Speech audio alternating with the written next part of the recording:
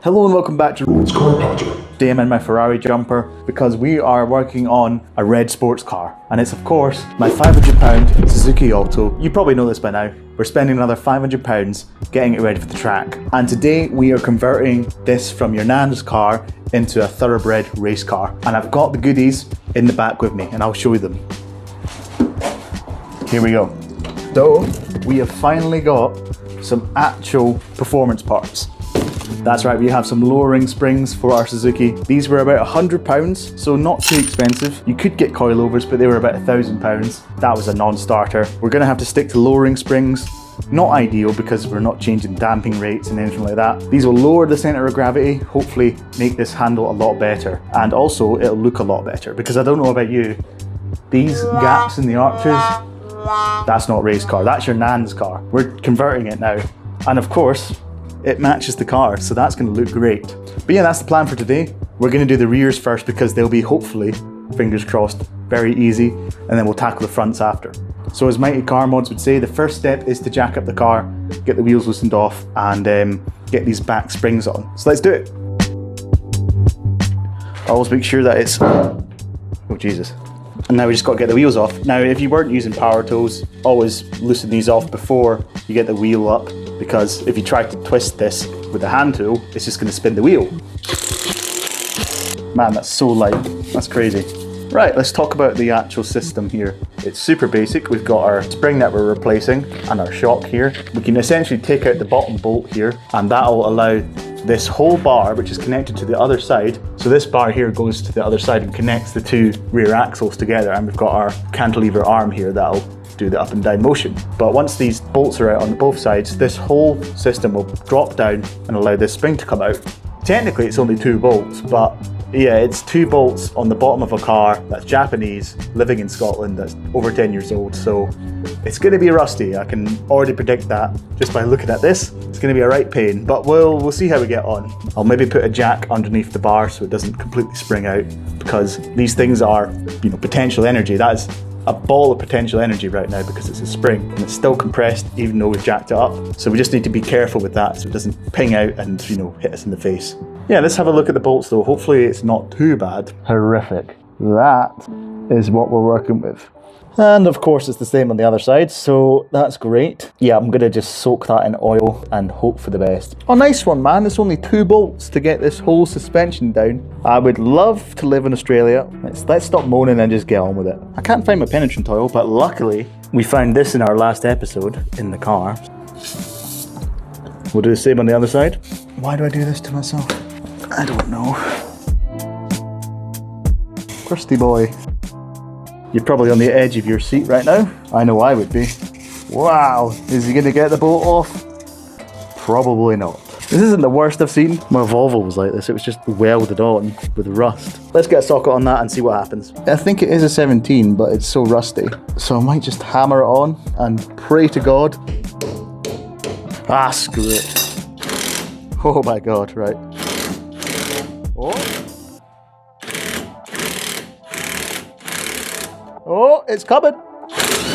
Oh my God, it's actually done it. Yes, thank God for that gun. Me when I'm a hillbilly. Right, so we've got that side out. That's good. So we just need to do the same on the... Oh my God, there's my mic clip. I was looking for that. This it dropped on the ground and I could not find it. It just must have, stuck to the car. Well, that's a win. Can't believe that. I thought that might have happened, but I thought, nah, there's no chance. Hopefully now, in theory, the other side should come out no bother at all. No bother at all. I think it's coming. Take out that tension and then, yeah, the bolt comes out.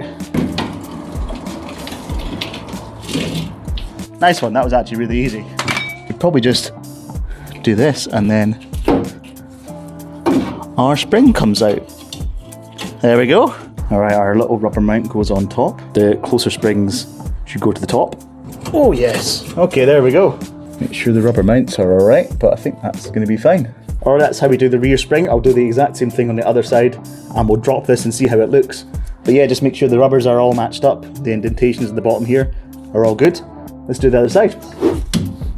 When you are torquing bolts up for suspension and things like that, you want to make sure that they're torqued up with the car on the ground. If you can't do that, simulate that effect. So in this case, I've got the jacking up the rear bar again. So it's at a point where it's, you know, what it'd look like and how it would be when the car's on the ground, and then torque it up that way. Hope that makes sense. Right, there we go, wheels back on. I'm gonna put it back on the ground and torque the wheels up, and we're good. That's the rears done. I've lost the magnet for the microphone again, which is great. Really excited to get the fronts on now. It's gonna look amazing, especially with potentially some new wheels and tires. I've found out that it's the same fitment as the MX-5 and it's the same center bore as the MX-5. So I'm gonna try put the MX-5 wheels on. If that works, it's gonna look so good. I'm so excited. If it doesn't work, well, we tried, and it's like free anyway. I didn't have to buy new wheels.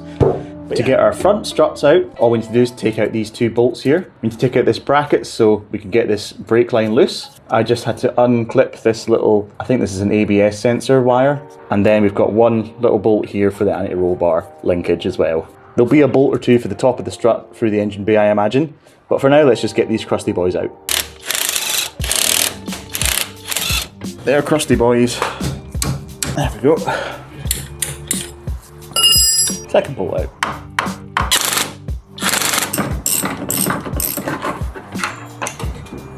I've managed to get the strut out. There's just one little bolt keeping the top on. The brake line clamp was just completely rusted out, so it just fell off. With this little bugger, it's just spinning within the ball joint, and I've tried to wedge things in and push to keep it from spinning, but it's just not happening. This thing's basically, there's no thread on it. I'm just gonna keep it on there and change the spring in situ. Also, good thing is, these look like pretty much brand new discs, and the pads have got loads of meat on them, which is brilliant. So I was gonna get some new discs and pads, but that can wait for now. The next step, we're gonna just compress this spring down, then take off this top bolt, take all this off and take the spring off and put the new one on, and then reattach it all. Then we just put it back together and do the exact same thing on the other side. It's gonna look so good. It would be nice to do this off the car, but I reckon we'll be all right. There's enough room to work with. The reason you need these spring compressors is that you want to take out all that compression out of the spring so you can take off this top mount. Because if you just took this off, this is under an enormous amount of compression and it's basically just, potential energy. And if you just took that top bolt off without keeping this under compression, it would just swing out, and these are pretty dangerous. You know, these can fly out and hit you. It's always worth taking extra care when you're doing this. This is actually the first time I've done it with these ones, so hopefully they do the job well. We'll find out soon. If I'm still uploading videos, you know I've survived. But yeah, these things are pretty scary. Right, the spring is under compression. Top hat's loose. You want to make sure that this is all secure because we're going to take this top bolt off now. Staying well clear. All right, there we go. Make sure to keep things all in order. This terrifying little thing is out. There we go, one spring extracted. Now all we need to do now is put the new spring on and then just reattach everything how it was. Get that situated nicely with the spring. Okay, it's looking good on both sides, so then we just put our little bearing thing on. And a rubber mount. Right, hand tighten it. Make sure it's all aligned. Everything's sitting where it's meant to be sitting. All right, that's looking pretty good to me. Now, right, let's tighten this down with the old ugga-dugga. But that's looking great. The nice thing is, because this is a shorter spring, we might not need to compress it to get it on properly. If I need to compress it a little bit just to get this top hat on further, I'll do that, but it looks like we might get away with it. All right, that's it installed. Let's get it back to where it was and do the other side. Sorry if the angles and stuff in this video are a bit boring and a bit rubbish to look at. It's quite hard to film this stuff and make it look good, because it's essentially, we're both just staring at a pile of rust underneath a car. I just need to put this back on the top mount, torque it all down, and we're done with this side. Yeah, I'll do the exact same on the other side. I wouldn't film that because that'll be really boring watching that twice.